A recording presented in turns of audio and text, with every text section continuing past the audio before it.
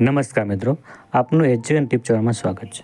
મિત્રો, આજે આપણે ટેટ 1માં ફોર્મ ભરવા માટે કેટલી વિગતો સાથે રાખવી જોઈએ તેના વિશે જોઈએ. તો પેલા ફોટોનો માપ જોઈએ. તો ફોટો 5 સેમી લંબાઈ અને 3.6 સેમી પહોળાઈ અને 15 કેબીથી વધારે સાઇઝ રાખવી નહીં. સહીનું માપ 2.5 સેમી લંબાઈ અને 7.5 સેમી પહોળાઈ, 15 કેબીથી વધારે સાઇઝ રાખવી નહીં. ઉમેદવારનું પૂરેપૂરું નામ અને માતાનું નામ, હાલનું સરનામું અને કાયમી સરનામું, પિનકોડ નંબર સહિત તમારે રાખવું.